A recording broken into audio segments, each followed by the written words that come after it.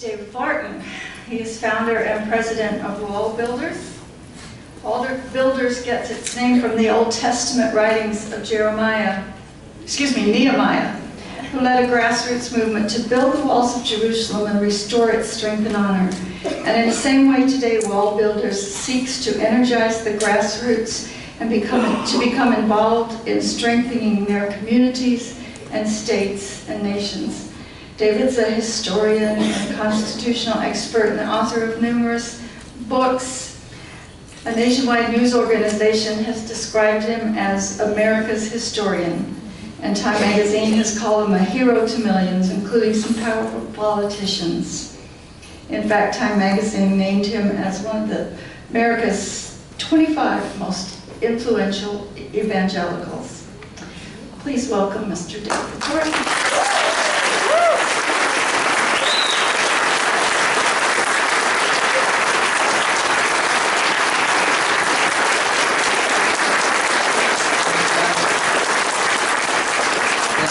Great to be with you. I'm going to move really fast tonight, so buckle up, get ready.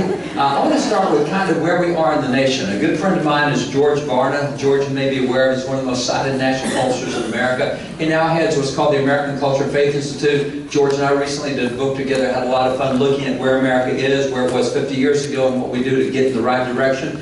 But when you look at where America is, there's some interesting things in our polling that comes out. For example, right now, 2 in 3 Americans believe there is no absolute moral truth. That's amazing. 2 in 3 Americans believe there's nothing that's absolutely morally wrong.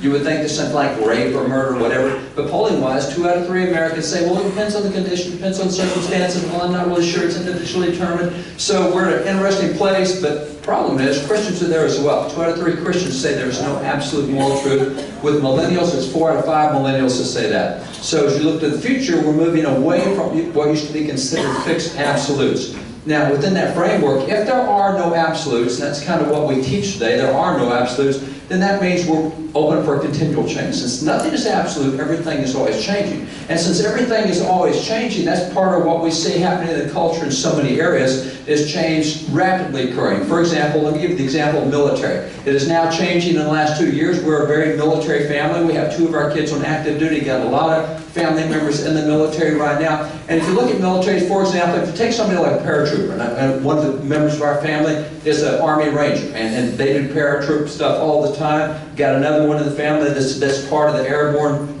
These guys, what they go through, that pack they have on the front is 53 pounds. So they have a 53-pound parachute pack in addition to all the ruck and stuff they carry, which puts them about 100 pounds, sometimes over that. That's a lot of stuff. And if you think about having to do what they do and go where they go with all that stuff, that's tough on the knees, it's tough on the hips, it's tough on the ankles, it's just tough on their body in general. And they do all these long marches with all this kind of stuff. And so if I could ever be the Secretary of Defense, if I could be in charge of all the military, what I would do is I would change things, because right now their parachutes are 28 feet wide, weigh 53 pounds. If I could ever be in charge, I would make sure that no parachute was more than 5 feet wide, 9 pounds. Think what it would do to their health.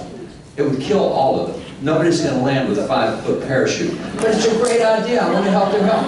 You see, we come up with all these great ideas and we don't test them to see whether they work or not. And that's what we have been doing in the military for the last 2 presidential terms. President Trump has stopped that. We're able to get 138 military guys with them 4 stars down, talk to them about social engineering that was happening in the military, because we're putting all this stuff on guys without ever having tested any of it, and it wasn't working. But now it's in place, so how do you get rid of it? So that's what President Trump is dealing with right now. And how do I get rid of that transgender policy that's implemented, because it's killed morale. Those guys are non-deployable for up to a year at a time. It kills unit cohesion, etc. So there's so many stuff there. But see, military, we make all these changes just because we need to change. It's time for change. There are no absolutes, therefore we're always doing continual change. The same thing happens when you get to education. That's why we did Common Core.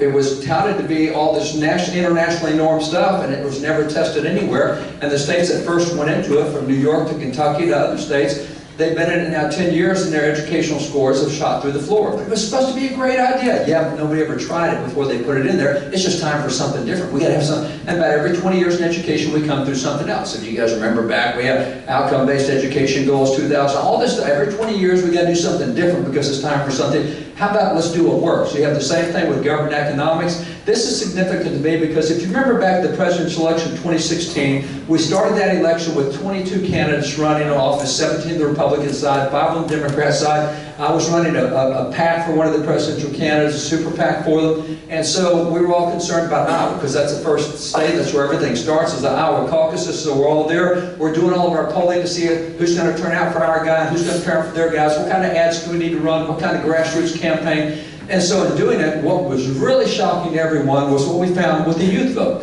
And the youth vote has been increasing. It's significant. One of the things that we kept reminding Ted Cruz was, you know, you keep talking about Reagan more than Reagan talks about Reagan. You know his speeches better than he knew his speeches. The problem you got is 41% of the people who voted in the 2016 election did not live in the time of Ronald Reagan. They didn't have a clue who he was. And so you're talking speeches for people who've never heard those speeches. You got to take those things. And so, you know, we're concerned about how we do what we do with communication, etc. And so what we found was when we surveyed that group where 41% of voters are coming out of young voters, what we found was that 75% of those voters chose Bernie Sanders.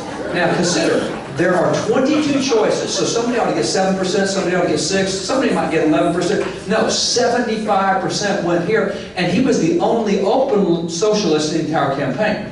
And so you say, now what do kids like that? And so what you look at is, well, what's being taught in the last generation or so. And what's being taught, and by the way, here's the Washington Post, millennials are the only age group in America in which a majority views socialism favorably. Only age group.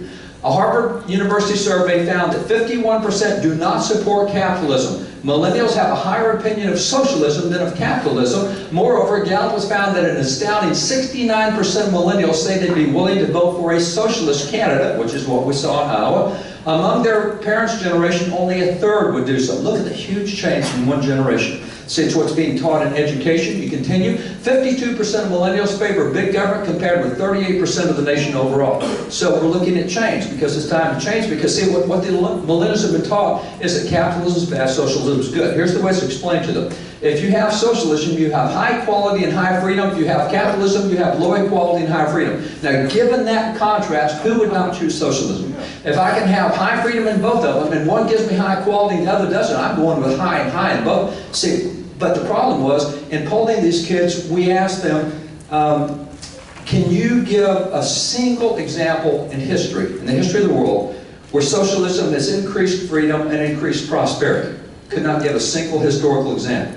We said, can you define socialism? Not a single one of them could give a definition of it. They don't know what it is, don't know where it's worked, but they know what they've been taught. And so this is what happens. We're just changing our form of government because it's time for a change. We're tired of the old stuff. We've had free market for 4 centuries. Who needs that anymore? So that's for what we see in government economics history. This is one of interest to me. When you look at what's happening in history, the American College of Trustees and Alumni, every year they take the U.S. News and World Report list of the elite colleges and universities in America, and they looked recently to say, all right, how do the elite colleges, and there were 76 elite colleges and universities, how do they deal with history majors? If you're going to be a history major, what do you get at those schools? And history, what do you do with a history degree? Well, you go back and become a curriculum director at a school, or you teach history or something. And so the report, they called their report, America's Past Passed Over, because what they found is in the top 76 universities in America, if you go there to get a history degree, you will not have a single course in American history to get your history degree.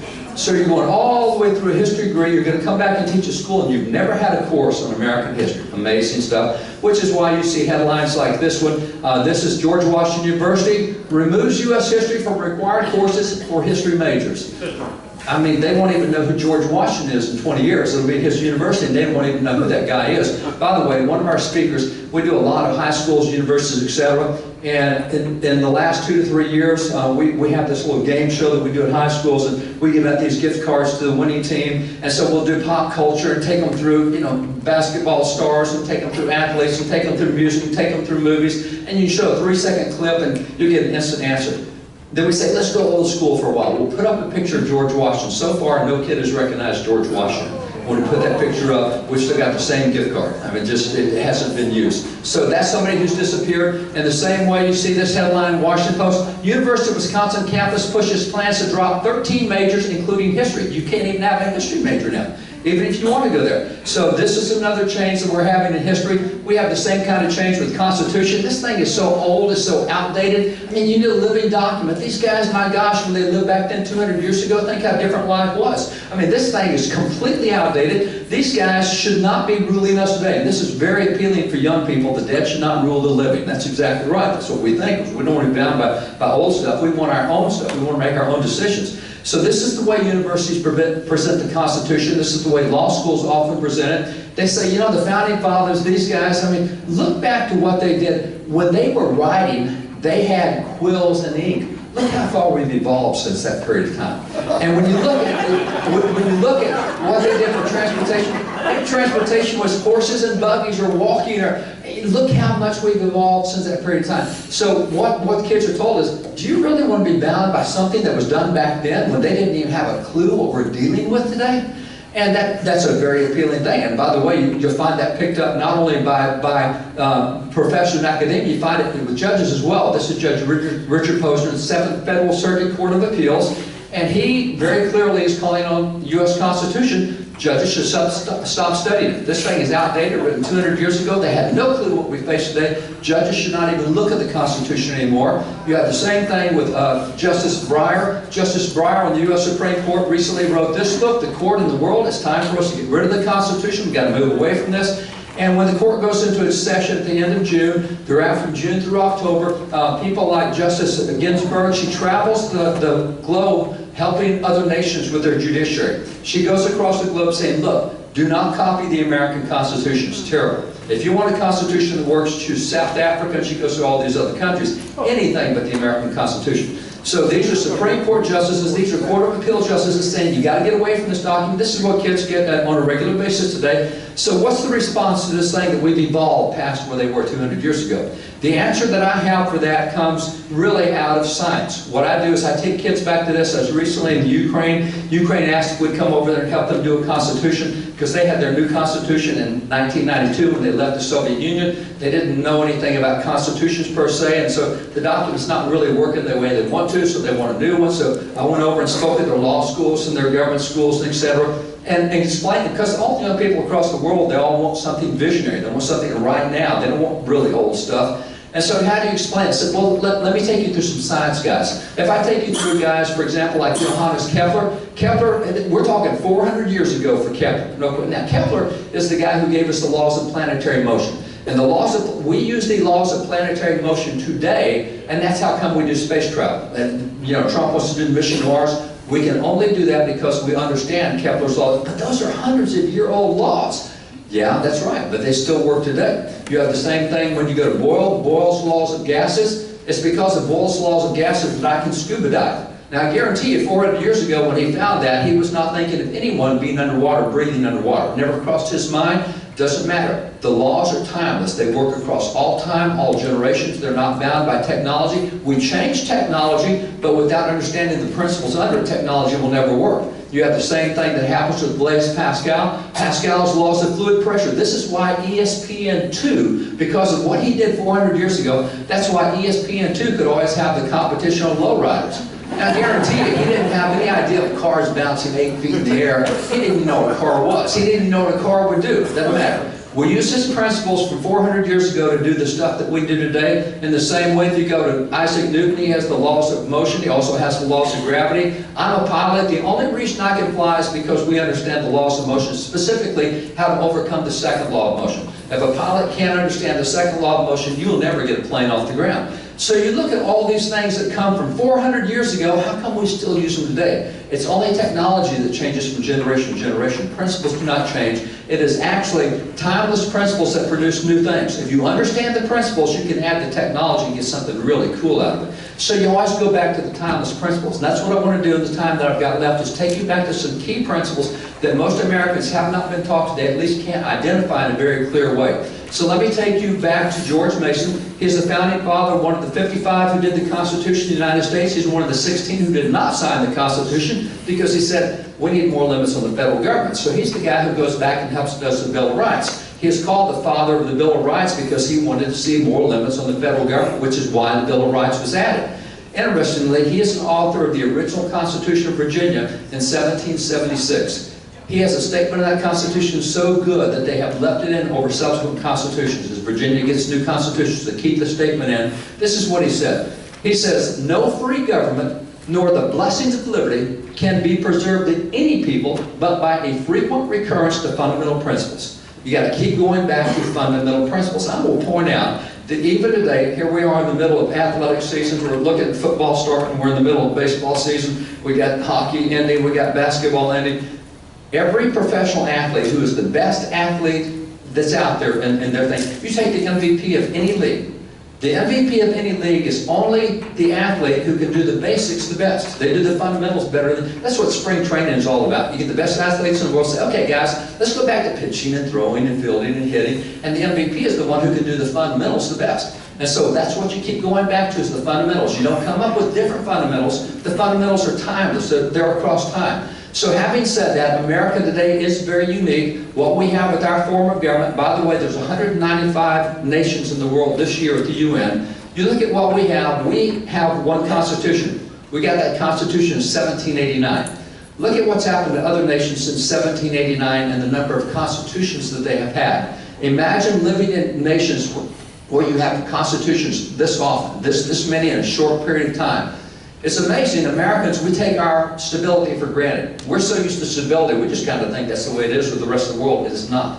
What America has is absolutely unique. I was recently in Poland. I talked to people in Poland that in their lifetime they have already, they themselves personally, have lived through 7 different constitutions in Poland. If you are a baby boomer in South Korea, you have lived through 6 constitutions in your lifetime as a baby boomer. Do you know what the average length of the Constitution in the history of the world is? Average length of the Constitution in the history of the world is 17 years. Guess what? We've been 230 years. I kind of think I want to keep that one. I don't want to really get rid of that. I don't need a revolution every 17 years.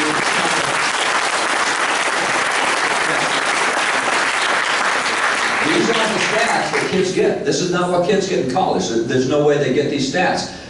If you look at creativity, we have a lot of ways of measuring that, international copyrights, patents, etc. When you look, America is 4% of the world's population, which is not very big, but every year we produce more inventions, more cures, more medical technologies, more scientific findings. We produce more plays, more symphonies, more patents, more copyrights than the other 96% of the world combined. You see, America, with 4% of the world's population, should produce 4% of the world's technology. Not the case. Our 4% produces more than the other 96%. I was recently in Germany. While I was there, I stayed at a nice 5-star hotel. Germany is one of the wealthier places in Europe. At that great 5-star hotel, it would have been really cool if I could have had internet at the hotel. We've got internet at Motel 6s over here. You get a 5-star over there and you're looking for internet. See, the technology, we just take it for granted. It's so much around us, we just think this is the way it is. It's not. And when you look at our prosperity, our 4% of the world's population every year produces 25% of the world's GDP. We produce more than any other nation in the world, and we don't have the greatest natural resources. Many countries have greater resources than we do. We take what we have and make it go further than anybody else. That is called American exceptionalism. That is a term that came to us in 1831 when Alexis de Tocqueville came here and said America is exceptional. I don't think any other nation would be able to do what they've done. Now, when you look at exceptionalism, today professors will go through the roof. I did a book a couple of years ago, talked about American exceptionalism. Boy, did the professors come out of the woodwork to attend. How dare you say America is special? Look, saying America is exceptional is not a statement of arrogance. It's not a statement of cockiness or pride. It's a statement of fact. That's just the way it is. And it's not that we're special and we're different and we're better. It's that we use ideas that are different from other nations. And you see, when you look at what we have, professors never get around to defining American exceptionalism. They say it doesn't exist. Let me show you what American exceptionalism is. American exceptionalism describes the unprecedented stability, freedom, and prosperity that's the result of institutions and policies that are produced by unique governing philosophy. Now notice the sequence. The fruit comes from the infrastructure which is produced by a philosophy, the unique governing philosophy. So the philosophy is the most important thing because that's what produces the infrastructure, institutional policies, and that's what produces what everybody likes and enjoys. You see, if you go back to 8th grade earth science, we taught this in the way of talking about fruit trees. We said every fruit tree has 3 parts. You have the first part, which is at the bottom, and that's where you plant the seed or the seedling. Then that grows into the trunk and the branches and the infrastructure, and that eventually produces the fruit. Well, what you have at the bottom, what you plant right here, is the seed, and that's the philosophy of government. We planted a philosophy of government. From that philosophy of government grew our infrastructure, which is our institution and policies, and from that came the fruit that we all enjoy today, the stability, the freedom, the prosperity. And you see, the key part is what you plant at the bottom. Any nation in the world can have the same results we have if they have the same philosophy we have. In other words, if you like apples, don't plant a lemon seed, because you're not going to get apples off an apple tree.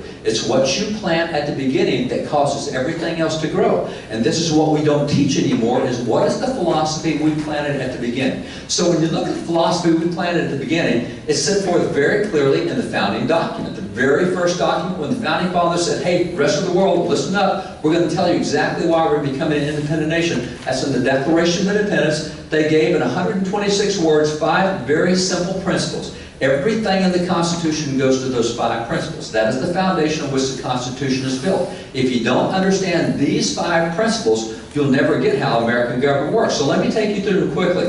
Those 126 words very simply says, this is what the founding fathers told the rest of the world. Here's our philosophy. When in the course of human events it becomes necessary for one people to dissolve the political bands which have connected them with another, and to assume among the powers of the earth the separate and equal stations to which the laws of nature and nature's God entitled them, a decent respect to the opinions of mankind requires that they should declare the causes which impel them to the separation. We hold these truths to be self-evident, that all men are created equal, that they are endowed by their Creator with certain unalienable rights, that among these are life, liberty, and the pursuit of happiness, that to secure these rights, governments are instituted among men, deriving their just powers from the consent of the governed. Now, in there's 5 very clear statements on what government is, how we did it, what our philosophy. This is what we planted. This is the philosophy from which everything else grew. So let me take them in order. If I take the first one, these 5 principles, it's very simple. It's the laws of nature, nature's God. That doesn't mean a whole lot to us today, but to them, they said very clearly, this is establishing there is a fixed moral law of right and wrong. The laws of nature, nature's God. I will show you their definition of that. But they said there's absolute rights and wrongs. There's certain things that are always wrong, certain things that are always right. That's the laws of nature, nature's God. And once you get that, then you can say there's absolute truth. Because once you know what rights and wrongs are, then you can identify with, if there's no rights and wrongs, then truth is merely your opinion. It's all subjective. I can individually determine what truth is. That's your opinion, but I have a different. Now, if there are absolute rights and wrongs, now you can establish truth, and that's why they said we hold these truths to be self-evident. Only after they establish the laws of nature, nature's God, did they get around to saying there are certain truths that are self-evident. So let me take you in that phrase. 8 words, the laws of nature, nature's God. It came from the most famous law book of that day, Blackstone's Commentaries on the Law. Thomas Jefferson said that Americans studied Blackstone's commentaries like Muslims studied the Quran. This is what every American was in. Blackstone, 4-volume set of law books, in Volume 1, Chapter 2, on the nature of laws, he said those 8 words represent 2 revelations of God. It's the same God, 2 revelations. One is what He revealed in nature. In Romans 1, Paul says everything that can be known about God, including the entrances of the Godhead, have been revealed through what God has created, so that even the heathen are without excuse. So in Romans 1:20, the Bible says everything about God you can see in creation. Now, as Blackstone pointed out, when Adam sinned, sin came in the world, it messed up our thinking, it wasn't as clear, so God said, let me just help you, I'll write it down for you. So that's the laws of nature's God, that's the scriptures. So there's the laws that God put in nature, and then when we didn't get that, He said, let me just write it down. That's the laws of the God who created nature. So the laws of nature, nature's God, 2 revelations of God, but they have the same point. I can take and arrive at rights and wrongs, absolute rights and wrongs, absolute truth, without ever opening the Bible, simply by using nature. Let me take you back to that for a minute. If we look at the laws of nature on something like self-defense. Now, I'm a cowboy. Our ranch is out in Jack County. What I do is I love horses. As a matter of fact, tomorrow morning I fly out with the cowboys. We're going out to western New Mexico on some horse stuff out there. So we'll be out there, and when you do cowboy stuff on a horse, you've got to have a horse you can really connect with. Cowboy life is a little different from everything else. As a matter of fact, we end up in very rugged places. On this particular trip where we were with cowboys, there was times when my right stirrup was hanging almost 200 feet over the floor below me. So if my horse steps wrong by 6 inches, it goes off, I go off, we both die. I mean, you got to have a horse you trust, and you got to have a great relationship with that horse. If that horse is going to act stupid, it'll kill you. And so we've got to have a great relationship, and that's what I've learned about my horse. And a great mare, just great horse. until she had a foal. And when she had that foal, you go into the barn to feed her, you come out with a hoof print in the middle of your forehead. Suddenly this great relationship we had changes, because you see, God has put into the nature of everything He's created that they will defend their own life, they will defend the life of their family, and they will defend their property. She chased me out of the barn because she thinks that's her home. Now I built the barn, I put her in there, but she thinks it's her. I give her the food. The thing is, it is a law of nature. No law Congress can pass can keep an animal from trying to defend its own life, or the life of its family, or its own property. That's a law. I do not need the Bible, and I can show you all the Bible verses on self-defense. I don't need them. Law of nature says there's a right of self-defense. That's an inalienable right given in the Bill of Rights, Second Amendment particularly. You also have liberty. There are 10 million known species in nature. Not a single species out of 10 million enslaves any other species. You see, liberty is a law of nature. There's nothing where slavery exists in nature. Well, why didn't the Founding Fathers get that? That's our screwed up American education today. 3 out of 4 Founding Fathers, 75% were anti-slavery, led anti-slavery societies, led anti-slavery movements, and those anti-slavery Founding Fathers told the 4th that were pro-slavery guys, what you're doing is violates the laws of nature and the laws of nature's God. Not only so nothing in nature that does slavery. We can show you Luke 4, we can show you Isaiah 63, and show you all the other passages where slavery is wrong. But today all we teach in schools is the pro-slavery Founding Fathers, so we can say, oh, the Founding Fathers were all racist and bigots. We need a new Constitution. Now, how about the 3/4 that got it right? They used the laws of nature, nature's God. The same way with abortion. 10 million species in nature. Not a single species kills its young while it's still in the womb. And I don't care whether you believe in creation or evolution. You take either process, nothing kills its young while it's still in the womb. That violates natural law. And I can show you the scriptures where abortion is wrong. Don't need to. Laws of nature tell me it's wrong. Same with 10 million species in nature. Homosexuality. Less than a dozen species have any instance of homosexuality. And in no species is it a lifestyle. There's no lifestyle in nature that's a homosexual lifestyle. It occurs occasionally, but even in those species, it's always an aberration. So I don't need the Bible to tell me homosexuality is wrong. The laws of nature tell me it's wrong. By the way, up to 15, I've been involved in 7 cases of the U.S. Supreme Court. Up to 15 years ago, the U.S. Supreme Court, not a religious body at all, used to say that homosexuality was a, quote, crime against nature. They weren't using the Bible to reach that conclusion. The laws of nature reached that conclusion for them. So there's that. The next one, transgender. I'm going back to cowboy days a little earlier. I was out in North Dakota. This is the Badlands in North Dakota. We were doing a cattle drive with some ranches out there. They needed help, so we went out to help them with the cattle drive. And while we're out there, we have to go through all of these canyons and chase the cattle out. And so we get them up on top. We have a cattle drive that goes across the top. So we had about 1,200 cattle we were driving across the top. And what we do is after we get them going across the top, we drive them into pens. And once we get them in pens, what we're after is all these calves over here because they need to be vaccinated. There's 7 different diseases they can get. So we need to vaccinate them. We need to check them, make sure they're healthy. So what we do is we send cowboys into the pen. They will rope a calf. They will bring that calf out. When that calf comes out, there's 4 or 5 of us drop down on the calf. I happen to be the one in the blue plaid shirt. So we've got the calf on the ground. I'll drop down. I'll start giving it vaccinations and shots, etc. Interesting thing. All these families, these cowboy families come together, all the ranches help each other, and they go from one ranch to the next, and we all help each other. We have cowboys and cowgirls all working out there. This on the left is a cowgirl, that guy on the right is a cowboy. They're all off the ranches. You know, we dealt with 580 calves that day. Nobody had any trouble telling which was a male and which was a female calf.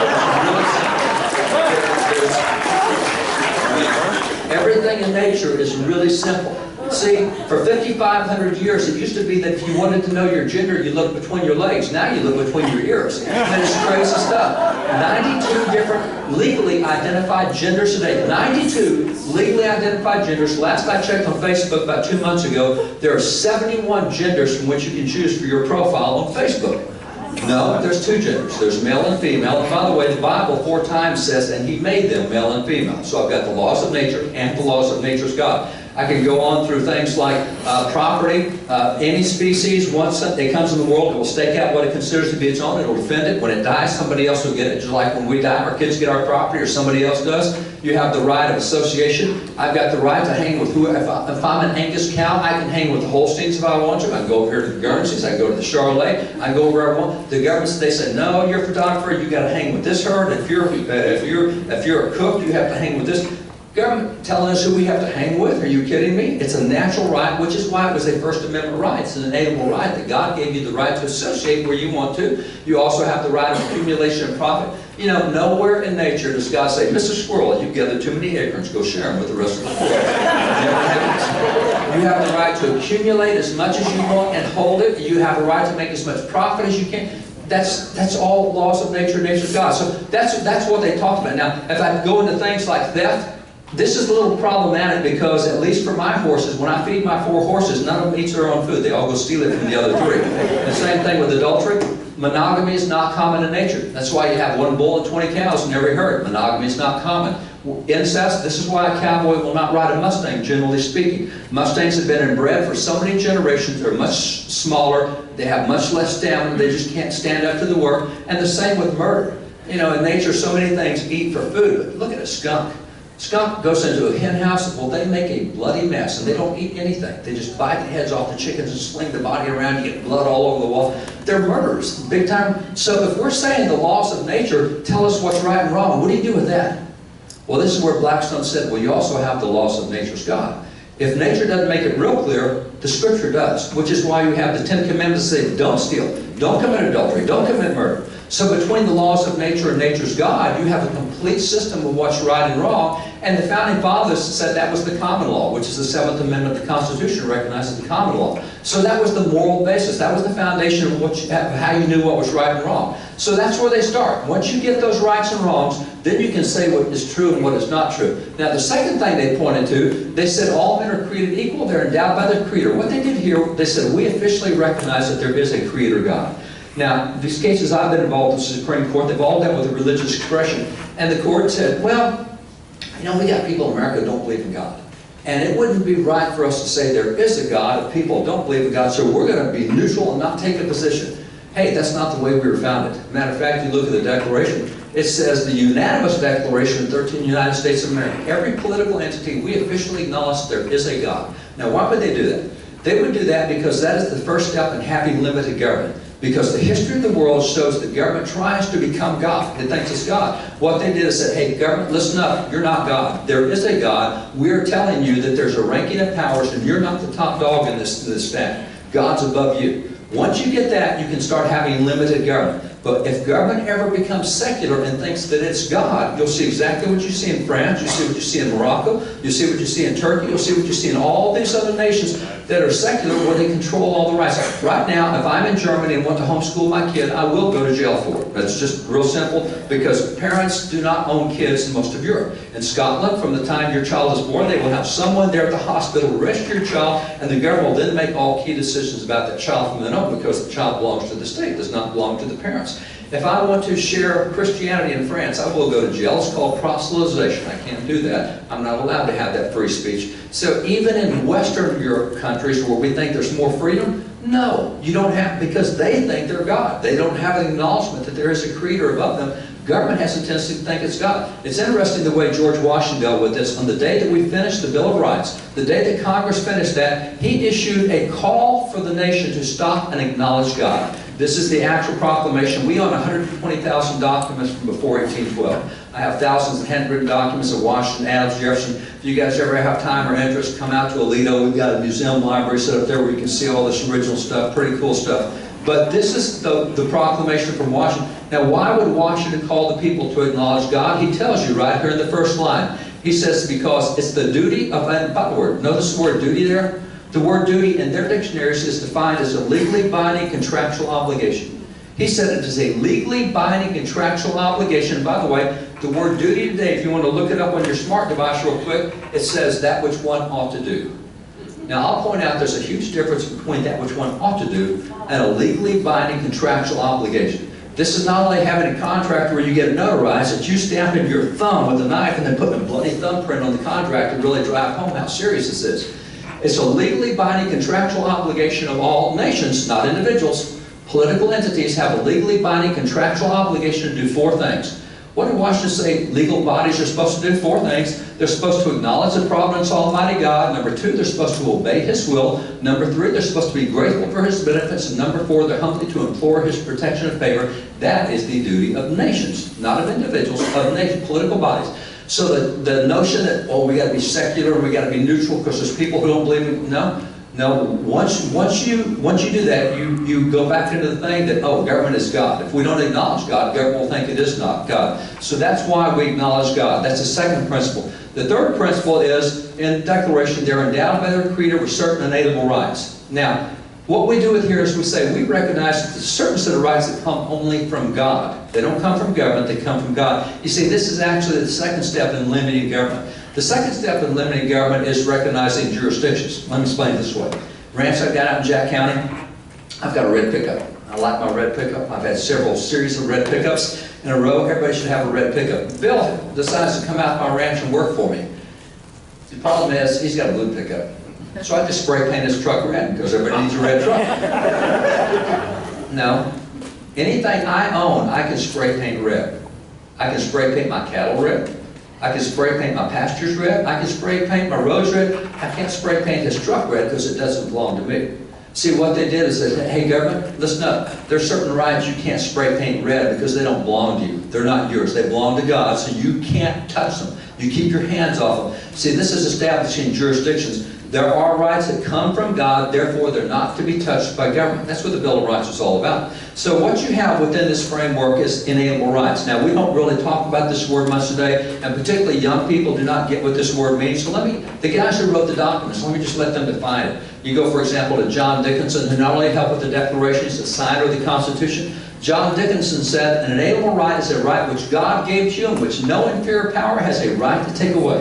It came from God, nobody else can touch it. You have Alexander Hamilton, similar. Alexander Hamilton said, inalienable rights are not to be rummaged for among old parchments or musty records. They are written, as with a sunbeam, and the whole volume of human nature by the aid of divinity itself can never be erased or obscured by any moral power. These are rights that came from God, not from any government. These are not written in government documents. These are written by God Himself before we had government. Matter of fact, I love the way John Adams said it. John Adams says, inalienable rights are antecedent to all earthly governments, and they cannot be repealed or restrained by human laws. Their rights are derived from the great legislator of the universe. But notice he said they're antecedent to all earthly government. What does that mean?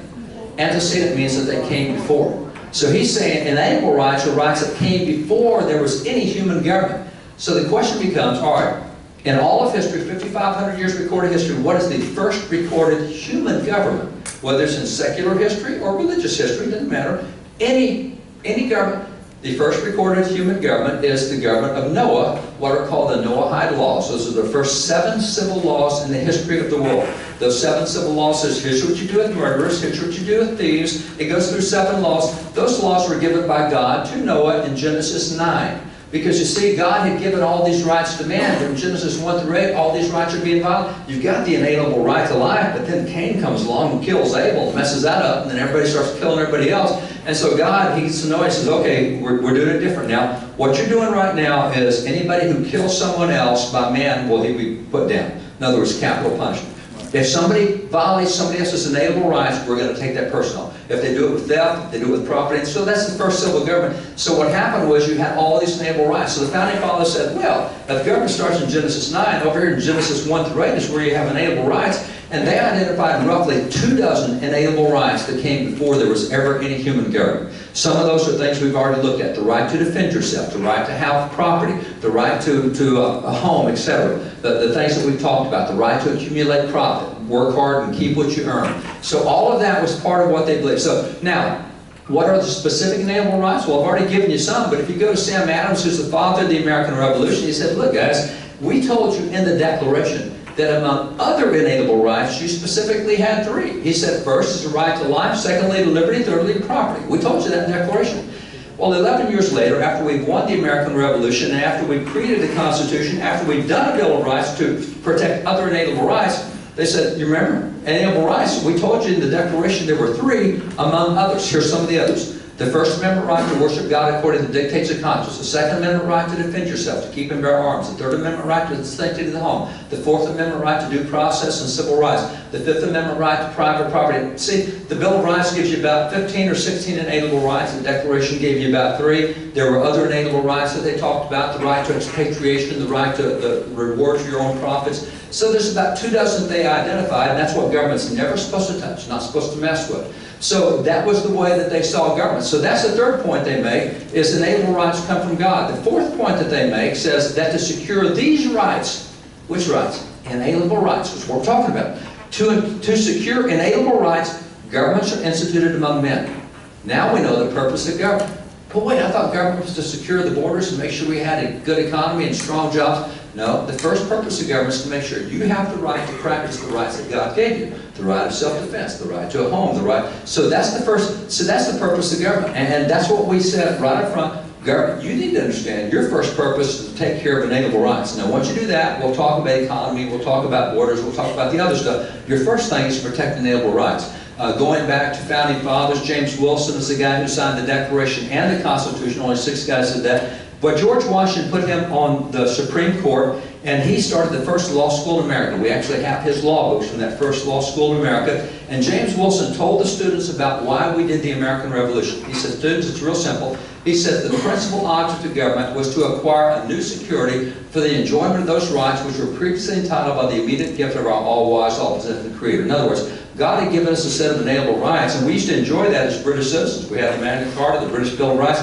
but then King George III came along and started violating all of our rights. He violated our right of religious freedom. He started telling us you have a state-established church, you will all become Anglicans. He violated our right of association, told us who we could and couldn't trade with. He violated our right of self-defense. He wouldn't tuck our magazines and our pistols. And so he said that's why we had to create a government for the new security of the enjoyment of rights which were previously entitled. That's why we did the American Revolution. We want to secure the inalienable rights that God gave us that we used to have as British citizens, but that we don't get to practice anymore. Sam Adams said the same thing. Sam Adams says government was originally designed for the preservation of inalienable rights. That's what God told Noah is, look, I gave everybody a right to life, so if somebody takes an inalienable right to life, you got to deal with them. Because what government's supposed to do is protect inalienable rights, like the right to life. And by the way, go back, remember Sam Adams said there are 3 specifically, a right to life, first, secondly, to liberty, thirdly, to property. What's interesting is that first is a right to life. Now, it would be cool if they had been talking about abortion back then, because with what we got Roe v. Wade and abortion day, there'd been a lot of help in court. We could say original intent, but we know that's not what they were talking about. I mean, clearly, abortion was not an issue 200 years ago. And I hear that and I say, how do you know that? Because here's a book on abortion from back in 1808 that we have in our collection. I can show you the laws the founding fathers passed that dealt with abortion. And by the way, let me take you back to Leviticus and Deuteronomy, which goes back 3,500 years ago, where God put specific laws in place for protecting unborn children. So it turns out there is nothing new under the sun. Technology changes, but the issue doesn't change. Abortion's been an issue that's there for a long time. As long as there were people who were pregnant, there were those who didn't want to be pregnant. The only thing that's changed with abortion is how you do abortion. It's not the fact that they exist. And so when you look and you say, all right, so they were talking about life because they had all these laws on it. It's interesting that when you see that right to life thing, go back to James Wilson, those law books that he did for the students. He dealt with the life issue, unborn life, in that law book. He said, students, with consistency, beautiful and undeviating, human life, from its commencement to its close, is protected by the common law. Remember the 7th Amendment of the Constitution. He said, in the contemplations of law, life begins when the infant is first able to stir in the womb, and by the law that life is protected. By what law? By the common law. What's protected? Life, as soon as it's able to stir in the womb. Now here's the deal. What they're saying is, as soon as you know that there's life in here, at that point, law kicks in to protect that life. Here's where technology comes in. Back then, 200 years ago, how long did it take you to know for sure that there was life inside? First trimester, probably 2 to 3 months. Today, how long does it take? Within 8 days of conception, we know there's life inside. The point is, as soon as you know there's life inside, by the law, that life is protected. You see, in John Witherspoon, founding father who signed the Declaration, President, he said, guys, he's telling his students in lecture 11 of his lectures he gave, he says, this is what makes America different from Europe. In Europe, they think that parents give life to the children, so in Europe, they let them do abortions. They let them take the life of the child. Here in America, we know that parents don't give life to children. God gives life to children. The life comes from God, not from parents. So here, we don't let them do abortions. We don't let parents take the life. And that's what he told the students. He says, a perfect right in a state of natural liberty is the right to life. He said, here in America, we deny the power of life and death to parents. We don't do abortions here. Life comes from God. So that's the first of the inalienable rights. And I will point out that on this first of all inalienable rights, that's what I look at politically. Oops, I'm going to back up. That's what I look at politically. Some of you know I held political office in Texas for 9 years. I have recruited hundreds of people for office. I've trained thousands of people for office. I've been a consultant on races from dog catcher all the way through U.S. President, top to bottom. And if you will tell me where any candidate is on the life issue, With a 90% degree of certainty, I will tell you how they will vote on every other thing they face. Yes. If you tell me where they are in life, I will tell you how they will vote on climate change. You tell me where they are in life, I'll tell you what they do with the capital gains tax. You tell me where they are on life, I'll tell you what they do on the UN Convention on the Small Arms Treaty. You tell me where they are on life, I'll tell you what they did on the UN Convention on the Rights of the Child. You tell me where they are on life, I'll tell you what they did with the Israel and with the embassy in Israel. And I found this over time because I follow their voting records, and the life is the first of the inalienable rights. And if you won't protect the first, you don't protect the second, third, fourth, or any others. Once you're off the highway, you're off the highway until you get back home. And you get off the highway, the life issue, and if you don't get back home. So for me, whenever for whatever reason, some people think if they get my endorsement, it'll help them in their race. And so I get all these requests for endorsement. And, here comes a dog catcher. Will you endorse me for dog catcher? And I go, well, where are you on the abortion issue? Did you not hear me? I said dog catcher. We don't do abortion stuff. I know. I understand that totally. But the problem is you might not stay dog catcher. You might decide that you want to run for school board, or you might run for city council, or you might run for mayor, you might run for state reps, you might run for governor. And it's a heck of a lot easier to knock you off as a dog catcher than it is to knock you off as a governor.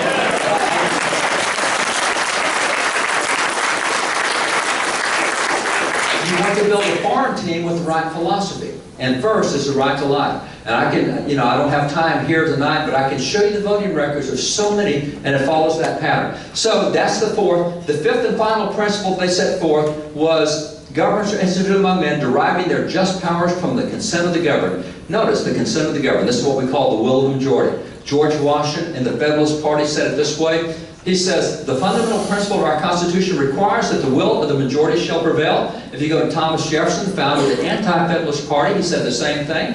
He says, the will of the majority is the natural law of every society and the only sure guardian of the rights of men. They both say, will of the majority, this is constitutional. Now, that's why, by the way, they never allowed a filibuster in the U.S. Senate. You guys are astute enough to know that in the U.S. Senate, 40 votes will beat 60 votes every day of the week. And that's the problem we have in the Senate, is they have called, and in the last 28 years before Trump, they called for cloture in 17 occasions. Since Trump has been in office, they've called for cloture 79 times. And we can't get past cloture without getting that over that hurdle. It doesn't matter that Republicans have 51 votes. You have to have 60 votes to get anything done with those silly filibuster rules. And that's why right now we've had 400 bills passed by the House that have not yet been taken up by the Senate. We have over 70 judicial nominations sitting around the Senate waiting for hearings and confirmation. We just recently got some of our ambassadors appointed. I'm working with Poland to get a great ambassador over there. We've had an Obama ambassador in Poland for the last year and a half because we can't get hearings in the Senate because of the silly filibuster. So the Founding Fathers said, no, majority. That's what the Constitution requires. That's what they wanted. Now, it's interesting that when you look at these 5 points, and to review them real quickly, number 1, they said there's fixed moral law that establishes rights and wrong. Number 2, there's divine creator. Number 3, there's inalienable rights that come from God. Number 4, government exists to protect those rights. Number 5, consent of the governed. Notice the consent of the governed is the last thing that happens. Why? Because you see, you're not allowed to vote on moral rights and wrongs. Oh, let's have a vote on what marriage is. No. Marriage has already been defined. That's the laws of nature. Nature's God. It's already done with. Well, let's have a vote on whether you can defend yourself. No, that's an inalienable right. That comes from God. You can't vote on whether you defend. Let's have a vote on whether rape is a crime or not. You can't do that. That violates the laws of nature. See, we're never allowed to vote on moral issues or inalienable rights. That's not what you vote. So what do you vote on? Well, you can vote on whether the sidewalk should be 4 feet wide, 5 feet wide, or 6 feet wide. You can vote on whether the speed limit should be 45, 55, or in Texas 85, which I love. You can vote on those things. But you can't vote on moral rights and wrongs, and you can't vote on inalienable rights. Those are things that are set by God. See, this is what made America different from every other nation. And you will notice that those 5 things, 4 of them are God-centered, which is why a secular government will never be a limited government, ever. You cannot point to any secular government in the world right now that is a limited government. I've already given examples of Germany and France and Scotland, etc. You just go through the world. It won't happen. Limited governments exist when you have a recognition of God and the rights that He has given to every individual. That's what made us different, right? And that's what kids today don't get in school, and that's what a lot of us didn't get when we went through school. We've gone 50 years without hearing a lot of this stuff, which is why here in Texas, We did pass a law called the Celebrate Freedom Act, which requires the students to memorize as part of the Declaration of Independence every year from 3rd grade to 9th grade. And I'll bet you most of your schools don't do that either. Even though it's in the TEC code, it's still not being done. So this is the philosophy we have. So closing this down, Thomas Jefferson, in the first book he wrote, 1781, has a great statement that's included in the Jefferson Memorial. It's actually engraved in stone. This is what Thomas Jefferson said. He said, "And can the liberties of a nation be thought secure when we have removed their only firm basis? According to our least religious founding father, what is the only firm basis of national liberties?" He said, it is a conviction. Notice the word conviction. It's a conviction in the minds of the people that these liberties are the gift of God. They're not to be violated, but with His wrath. He said, "Indeed, I tremble for my country when I reflect that God is just and His justice won't sleep forever." Jefferson says, guys, listen up. The only way you secure national liberties is to have a conviction in the minds of the people. These liberties are the gift of God, and if you start screwing around with them, you're going to tick Him off, and then we're all going to be in trouble. That's your least religious founding father. So what are the others? See, this is the conviction we have. And if this stuff sounds new to you, I'm going to do a little commercial here. You can grab the book Jefferson Lies, which we did to go through Jefferson. We teach Jefferson totally wrong today. Again, we have original documents on them. In the same way, what we've done here, this is the philosophy of American exceptionalism. You can get the DVD Exceptional. It goes through all these principles. Final thing I want to give you tonight is one of the things we are really focused on is next generation. We have 6 speakers at Wallbuilders, 4 of them are millennial speakers. I'm the old guy of the group. You know, I speak to all the older guys. The young guys are taking the next generation. One of the things we do is what's called leadership training. We take throughout the summer, a 2-week period of time. We take young people, 18 to 25. We know what they're being taught in college. We're able to equip them with ways to defend America, to defend the Constitution, to defend their faith, to defend all the good things. And they get to hold all these documents. They literally get to hold out of these thousands that we have. And so when they go back, they say, "No, Prof, you're wrong. I actually held the document." And I cannot tell you over this last year how many texts we got from kids that changed their professor, and the professor openly admitted, "I was wrong." And going into, so there, we show them 7 questions they can ask professors that will pin a professor in a corner. It's real easy. It's not a hard thing to do. So if you've got kids from 18 to 25, I would advise you send them to the website, wallbuilders.com/leadership training. Great program we have. Starts in a couple of weeks, but every 2 weeks we get that going. Thank you guys for letting me share.